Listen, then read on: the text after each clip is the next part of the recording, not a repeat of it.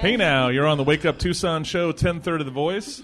Getting a little busier here at the Gap Ministries facility here on Flowing Wells, just south of, I'm going to say it again, Miracle Mile. Go to gapmin.com to find out how you can adopt foster kids for the holidays and also tax credits for working poor and foster kids. Got new friends, old friends. Our good friend Ron Arenas is here from Picture Rocks Heating and Cooling. There he is. How's the food? Is the food okay? All right, delicious with a thumbs up. You guys are happy with the food right now? Awesome, because Chef John and his crew do an amazing job. So, and also remember, people that are here, you can go to, after the 7 o'clock. If TN is willing, very happy to give you guys tours of what's going on and tell you what's going on with the Campus of Hope. So be ready to do that. Walk off your breakfast a little bit, as we like to say. So Chef John Hone has been putting on, I just found out, 15 classes so far for people to learn how to cook, improve their lives, get into the workforce, and start, the whole give a person a fish instead of, teach them how to fish. That's what we're doing in a high level here. And we have two graduates of Chef John. We have Regina. Regina, how are you doing? I'm doing great. Thank you. And then Mary Helen. Hi. Hi. Good morning to both of you. Good morning. So let's talk, first of all, let's start off. Regina, tell me something about Chef John Hone that no one else knows that he might be mildly embarrassed by. You got me on that one. Pretty much everybody knows him. Huh? Mary Helen, you got any dirt on Chef John we should know about? Does he sing? Does he dance to Spice Girls when no one's looking or anything like that? That would be funny, but no. No dirt. Sorry. So Mary Helen, how long ago did you take the class with John? A year ago, almost to the day, is when I started my class. I graduated last February. Awesome. And what were you doing right before working with John? Honestly, I had just gotten out of prison, and I had nothing going for me. So how did you find Gap Ministries? My probation officer, she told me about the program. She told me it was a second chance that, for a career for me. And I love cooking. So I took her up on it, and they accepted me. I was one of 12 that got into the class out of an applications. I want to say it was about 300. Okay. So I was actually really grateful that I was picked. How about you, Regina? What were you doing right before you hooked up with John? Same story. Okay. Same story. I was just pretty much out maybe about 2 months before starting the program. Okay. And had the same thing, probation officer? Yes, sir. Okay. Yeah. So talk about the what were you feeling when you first got into it, when you said, I was accepted to this class, I'm taking my first couple of classes. We'll start with Regina. What were your emotions at that point? Definitely had butterflies, but I always enjoyed cooking as well. I mean, I've been cooking since I was 12 years old, kneeling with my grandmother, making popovers and what have you. So, I mean, it's always been in the family, and I've always enjoyed it. So I love popovers. This part was just coming in was kind of butterflies, but it was exciting butterflies, to learn new things and new techniques and what have you. How about you, Mary Helen? I was actually scared. I know I'm a great cook, but I didn't know if I was great enough to be at a cooking level to be called a chef. Right. So, my family's the same. We've always been great cooks. We do everything from American, Italian to Mexican. We love learning new things.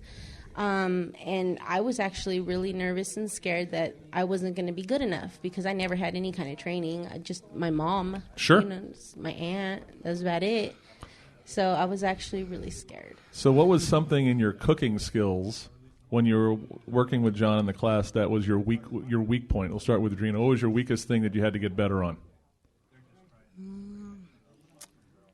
I don't know. Sauteing, I guess. Okay. And flipping the stupid egg. That's what it was. Making over easy eggs. Right. Getting comfortable with, the flick of the wrist, as you would say, I guess. I feel like, that saying that it's genetic. Like you can do this with your tongue. You can do that with your. Yeah, it is. It's either you can do it or you can't. Right. Can you do it, Regina? No, I have a tongue piercing. It kind of stabbed. It's right the same thing with flipping an omelet or an egg, right? Yes, either sir. Somehow you can do it. I know they usually start you off with a pancake or Chef John's technique was to do it with a bread. Bread. Oh, that's right. And get it that way. You're not afraid of the grease. That's true. So what about when you came out? What was the skill that you came out that you were really? We'll start with Mary Helen. What was that you were just nailed? That's your thing. That I nailed would be basically all the kitchen etiquette.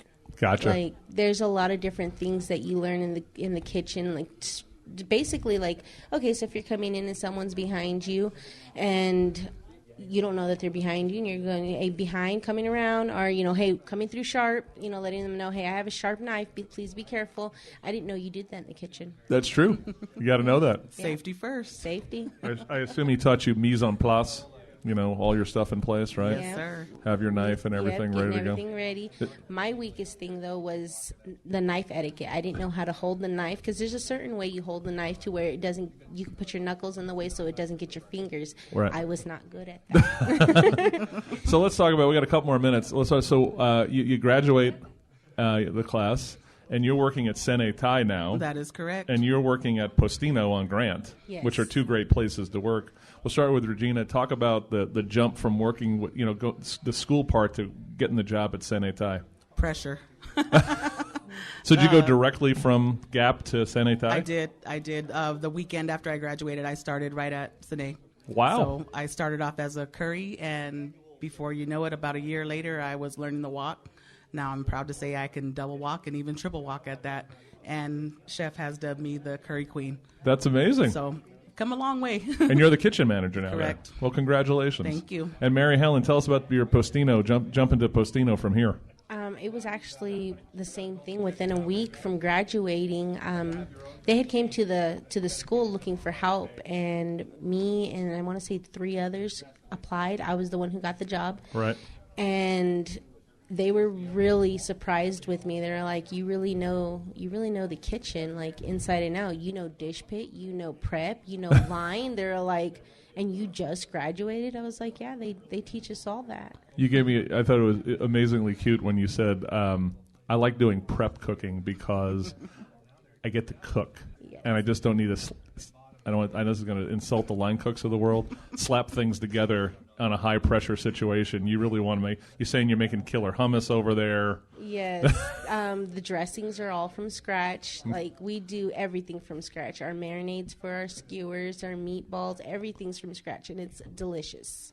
And real quick, what's the best thing if I go to Sene Tai, Regina, what's the first thing I should get? Where should I start? You're talking to the curry queen, so I'm going to have to say curry. Amen. All right. Well, congratulations. You guys are an inspiration. Keep doing the good work, and this is the example of the good work that Gap Ministries and John's doing. So, love meeting you guys today. Thanks for Thank you having for us. having us. All right. Well, when we come back, we have Mark Van Buren's here. We're going to count down the top 10 Sean Connery movies. He passed away last week at the age of 90, so we're going to get into that before it's all over. It's a Friday at Gap Ministries. Wake up.